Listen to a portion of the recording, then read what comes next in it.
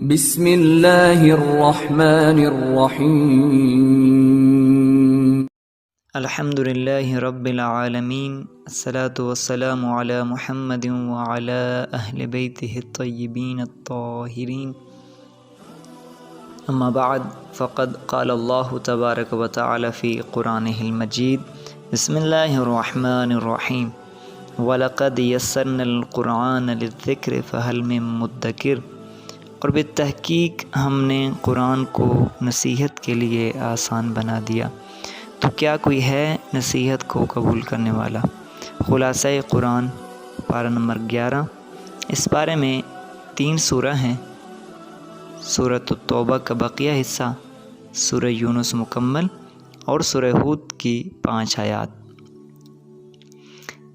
11ویں پارے سورہ توبہ، اس کے آغاز میں خداوند عالم نے منافقین کی مذمت بیان کی ہے۔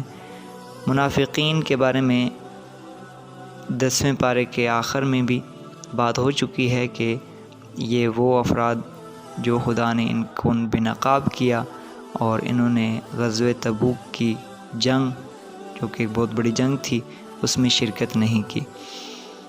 اللہ تعالیٰ نے ان کے بارے میں خود نبی کو، حضرت محمد صلی اللہ علیہ وآلہ وسلم کو پہلے سے خبر دے دی، یعنی جنگ کی واپسی پہ خبر دے دی کہ یہ جو بھی عذر تراشیں ان کے تمام عذر جھوٹے ہیں، لہذا ان کا کوئی عذر قابل قبول نہیں ہے۔ اور انہوں نے ایک مسجد بنائی ہے، جو مسجد قباء جو رسول اللہ نے صلی اللہ علیہ وآلہ وسلم نے بنوائی تھی، اس کے مقابلے انہوں نے ایک مسجد بنوائی، اور یہ بہانہ یہ بنایا کہ یہ مسجد بزرگوں کے لیے، ضعیفوں، کمزوروں اور ان افراد کے لیے ہے جو مسجد قباء میں نہیں جا سکتے، لہذا ان کے لیے یہاں پر ایک مسجد بنوا دی انہوں نے۔ اور رسول اللہ صلی اللہ علیہ وآلہ وسلم کو بھی دعوت دی کہ آپ بھی یہاں ہمارے ہاں تشریف لائیے اور اس مسجد کا آغاز کیجیے۔ لیکن اللہ تعالیٰ نے رسول اکرم کو اس بات کی اطلاع دے دی کہ یہ مسجد منافقین کی طرف سے بنائی گئی ہے، اور اس کی بنیادیں اور اس کا اہداف بھی یہی ہیں کہ اس سے مسلمانوں کو منتشر کیا جائے اور ان کے درمیان دراڑ پیدا کی جائے۔ لہذا رسول کو ارشاد فرمایا کہ لا تقم فیہ ابدا، آپ اس میں نہ ٹھہریں، اور رسول اکرم صلی اللہ علیہ وآلہ وسلم نے بھی اس مسجد کو مسمار کرا دیا، اور خدا نے اس مسجد کو مسجد ضرار کا نام دیا۔ اس کے بعد مومنین کی صفات ذکر ہیں۔ ارشاد ہے الطائبون، مومنین توبہ کرنے والے ہوتے ہیں، پلٹنے والے ہوتے ہیں۔ العابدون، عبادت کرنے والے ہوتے ہیں۔ الحامدون، حمد کرنے والے ہوتے ہیں۔ السائحون، سفر کرنے والے ہوتے ہیں، یعنی خدا کی راہ میں۔ الراکعون، رکوع کرنے والے ہوتے ہیں۔ الساجدون، سجدے کرنے والے ہوتے ہیں۔ الآمرون بالمعروف، نیکیوں کا حکم دیتے ہیں۔ والناہون عن المنکر، اور برائیوں سے روکتے ہیں۔ والحافظون لحدود اللہ، اور اللہ تعالیٰ کی حدود کی حفاظت کرنے والے ہوتے ہیں۔ یہ مومنین کی صفات خدا نے ارشاد فرمائی۔ اور اس کے بعد غزوہ تبوک میں کچھ افراد، کچھ صحابی تھے رسول اللہ کے جنہوں نے شرکت نہیں کی۔ کوئی منافقین نے تو شرکت نہیں کی، لیکن مومنین میں رسول اللہ کے اصحاب میں سے بھی 3 افراد تھے جن کے نام حضرت کعب بن مالک، حضرت ہلال بن امیہ، حضرت مرہ بن ربی، ان 3 نے بھی غزوہ تبوک میں شرکت نہیں کی، تو جس کی وجہ سے خود رسول اللہ کی طرف سے ان کا بائیکاٹ کیا گیا 50 دن تک، اور پھر اس کے بعد خدا کی طرف سے ان کے لیے معافی کا اعلان کر دیا گیا، جو کہ وحی کی صورت میں ہوا۔ اس کے بعد اس بارے میں رسول اللہ کی مسلمانوں کے لیے، امت مسلمہ کے لیے تڑپ جو رسول اللہ کے اندر ہے اس کو بیان کیا ہے کہ رسول اللہ کے بارے میں ارشاد ہے لَقَدْ جَاءَكُمْ رَسُولٌ مِّنْ أَنفُسِكُمْ عَزِيزٌ عَلَيْهِ مَا عَنِتُّمْ حَرِيصٌ عَلَيْكُمْ بِالْمُؤْمِنِينَ رَءُوفٌ رَحِيمٌ۔ بالتحقیق ہم نے تمہیں میں سے ایک رسول بھیجا جو عزیز علیہ ما عنتم، تمہیں تکلیف میں دیکھنا ان پر شاق گزرتا ہے، تم پر کوئی بھی مصیبت آتی ہے وہ خود مصیبت میں مبتلا محسوس کرتے ہیں خود کو۔ حریص علیکم بالمؤمنین رؤوف الرحیم، وہ تمہاری بھلائی کا نہایت خواہاں اور مومنین کے لیے نہایت شفیق و مہربان ہے۔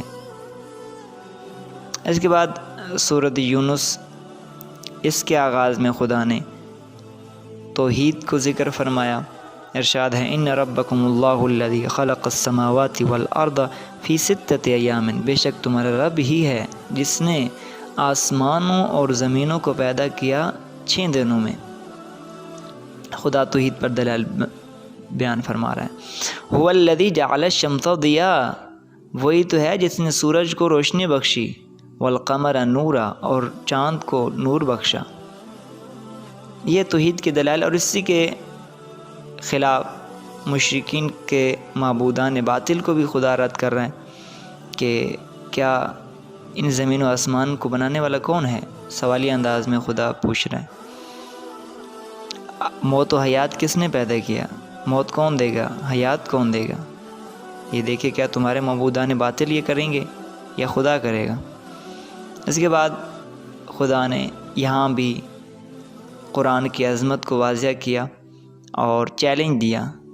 پہلے پارے میں بھی یہ چیلنج دیا تھا، اور اب یہاں پر بھی 11ویں پارے میں بھی کہ ام یقولون افترا، اگر تم کہتے ہو کہ یہ قرآن گڑھا ہوا ہے، قل فأتوا بسورہ، تو ایک سورہ لا کے دکھاؤ، اس سورہ جیسی، یعنی اس قرآن جیسی کوئی ایک سورہ تم لا کے دکھاؤ، تم سب مل بھی جاؤ، تمہارے عرب کے جتنے بڑے ہیں وہ سب مل بھی جائیں، کوئی ایک سورہ لے کے آؤ۔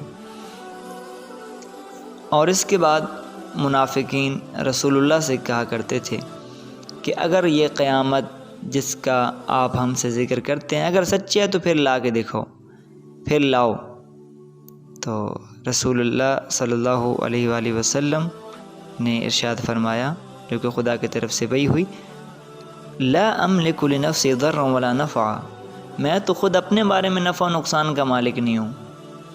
قیامت کا خدا نے وعدہ کیا اور وہی اس فعل کو انجام بھی دے گا، لہذا قیامت میرے اختیار میں نہیں ہے۔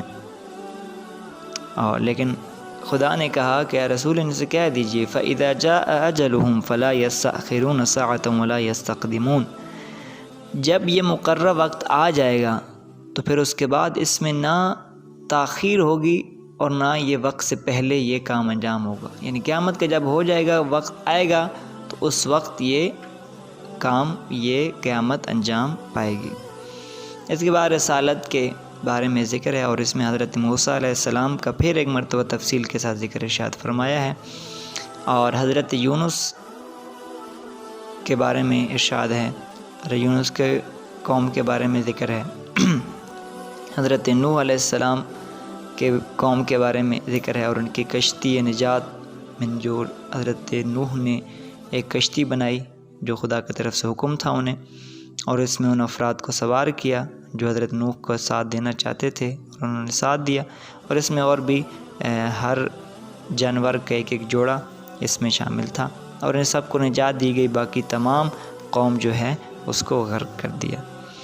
دراصل یہ حضرت محمد صلی اللہ علیہ وآلہ وسلم کو تسلی کے طور پر بھی اور ان کفار کے لیے سبق آموز کہ رسول جیسے یہ کر رہے ہیں ایسے اس سے پہلے قومیں کر چکی ہیں، اور ان کے لیے بھی یہ نصیحت ہے کہ جیسے تم یہ کام کر رہے ہو، رسولوں کی تکذیب کر رہے ہو، تو تم سے پہلے جن افراد نے رسولوں کی تکذیب کی تھی ان کے ساتھ خدا نے کیا کیا، ان کو غرق کیا، ان کو ہلاک کیا، ان پر عذاب آئے مختلف۔ اس کے بعد پھر ایک مرتبہ قرآن کی عظمت اور قرآن کے بارے میں خدا ارشاد فرما رہا ہے، یا ایھا الناس قد جاءتکم موعظۃ من ربکم وشفاء لما فی الصدور وہدی ورحمۃ للمؤمنین، لوگو قرآن تمہارے رب کی طرف سے تمہارے لیے نصیحت اور تمہارے دلوں کی بیماری کے لیے شفا اور مومنین کے لیے ہدایت اور رحمت بن کر آیا۔ یہاں پر خداوند عالم ارشاد فرما رہا ہے قرآن ایک نصیحت ہے۔ ہر بزرگ یعنی جیسے نصیحت کرتے ہیں، اب ہم جو جتنا بڑا ہوگا اس کی نصیحت کو ہم اس قدر اس کو عزت دیں گے، اس کے توجہ سے سنیں گے۔ اب خدا ہم سے نصیحت کر رہا ہے اس قرآن کی صورت میں، لہذا خدا کی نصیحت کو ہم کس توجہ سے سنتے ہیں، یہ ہمیں سوچنا چاہیے۔ قرآن نصیحت ہے، دلوں کی بیماریوں کے لیے شفا ہے قرآن، اور تیسرا یہ ہدایت ہے قرآن، یعنی ہلاکت خیز راستوں سے بچا کر راہ راست کی طرف لے جانے والا ہے۔ اور آخر میں ارشاد فرمایا کہ یہ رحمت ہے، یعنی یہ سفر نصیحت سے شروع ہوتا ہے اور رحمت پہ آ کر اختتام ہوتا ہے۔ وآخر دعوانا ان الحمد للہ رب